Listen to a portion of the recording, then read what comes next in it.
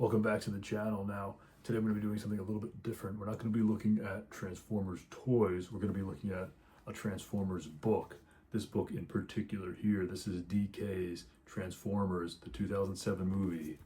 Ow, the official guide. So if you need to be guided to the Transformers 2007 movie, this is what you want to find here. Now, I have read through this. It is pretty neat. It's got a lot of factoid. It's got a lot of completely made up nonsense, which was pretty common. These DK books came out with a lot of movies at the time, mostly kids movies. Like I gave my friend the Over the Hedge one a few months back for his birthday because he really likes Over the Hedge. And it's just completely made up nonsense in them, which is really cool. But they've also got a lot of really cool renders that are sometimes hard to find in high quality of, characters from these movies, these cool CGI characters. And the Transformers one is no different. So I'm just gonna give you a guide through this today.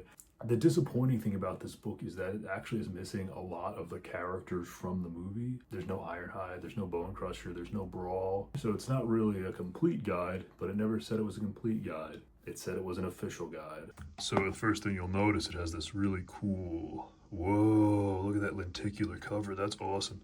So immediately, if you saw this in the library or at a bookstore, you'd see that and go, wow, I really need to own that book. But just look at some of this awesome artwork here. You've got that pretty cool render of Optimus, and then the big thing, it has the concept art Megatron with his spooky, scary, kind of shark-esque head, which you see on a lot of the pre-release Transformers merchandise that must have been replaced quite late in production. And we've got the table of contents here. Now you'll notice that there are certain characters who are definitely missing here. So we've got our introduction from Optimus here, and feel free to pause the video and read any of this because I'm not going to read this to you. This isn't the reading time at the library, plus I'm illiterate, so how would that work? Before time began, there was the cube. And the book starts with an interesting page about the MacGuffin of the first Transformers movie, the Allspark, about how no Cybertronian has dared to probe the mysteries of the Allspark. And from the Allspark, we get right into Optimus with this big splash page with a quote. So all of the characters, as they're introduced, they have a quote either about them or something they have said. I don't know where they said it, perhaps not in the movie, but well, they said it somewhere, right? And we've got our information about Optimus here. You can see his height being listed at 28 feet, which is in line with the scale charts you generally see online.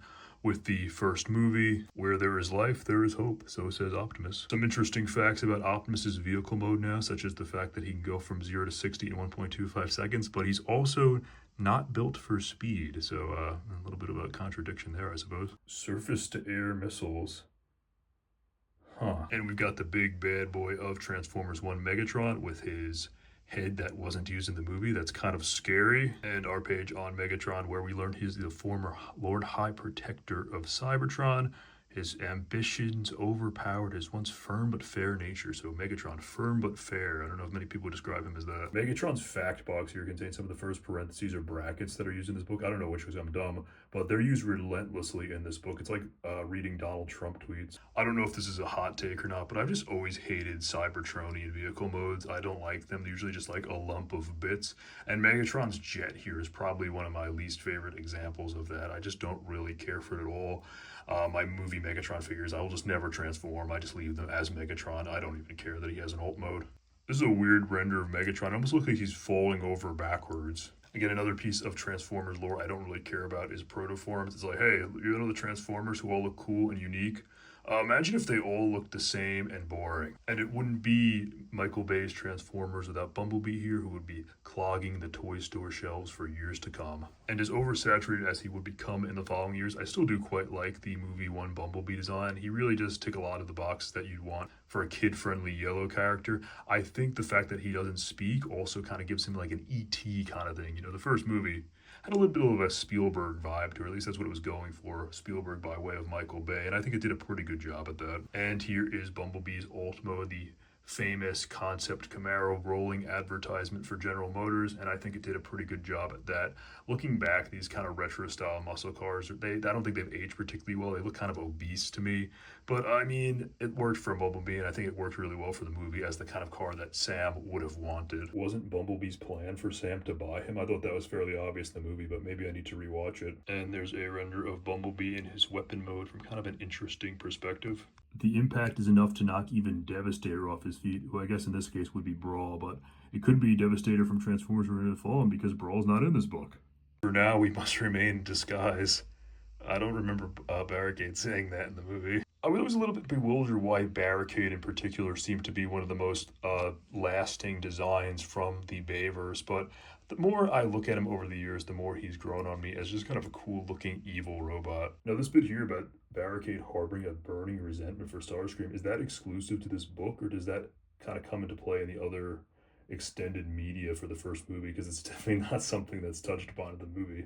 And of course, Barricade was that really cool looking Mustang cop car. I feel like this car has aged better than the Bumblebee Camaro, at least in my opinion. And of course, you've got the iconic "to punish and enslave" on there. And here's a really cool render of Barricade in his weapon mode, they're calling it in this book. You know, here's the thing, you're gonna leave out Brawl and Ironhide and all these characters, but you're going to include Frenzy. Does anyone remember seeing rumors online that Transformers 1 was going to be rated R because of the scene where Frenzy throws his discs at those dudes? Like, what the hell? And the first Transformer that we see on screen in any of the live action movies is the iconic Blackout.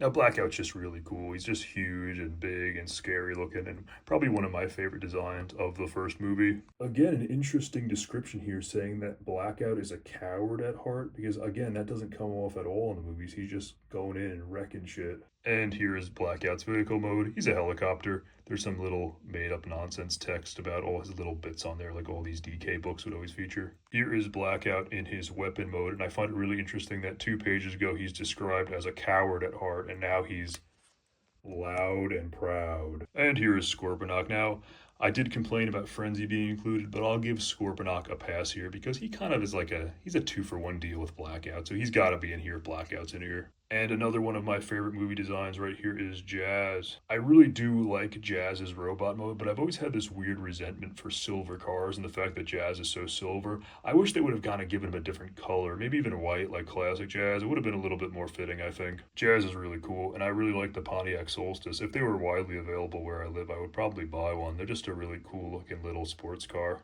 I don't like the silver though. And you get a render of Jazz in his weapon mode with that kind of dinky little shield that all of his toys have. I think the only quote I remember from Ratchet in the movies is when he talks about the boy's pheromones, and also when he's begging not to be killed in Age of Extinction, unfortunately. Now, but Ratchet's really cool as well. I like his design, how he kind of looks like an old man robot before Jetfire kind of took over that role in Transformers 2. I also really like the original Voyager class Ratchet made for the first movie. I don't have it, but I like how big and beefy he looks, even though it's not particularly accurate. It just looks ridiculous. Funnily enough, as I mentioned that, he actually looks really beefy in that render there, so maybe that's what it was based on. And here is Ratchet in his weapons mode here, and that's it.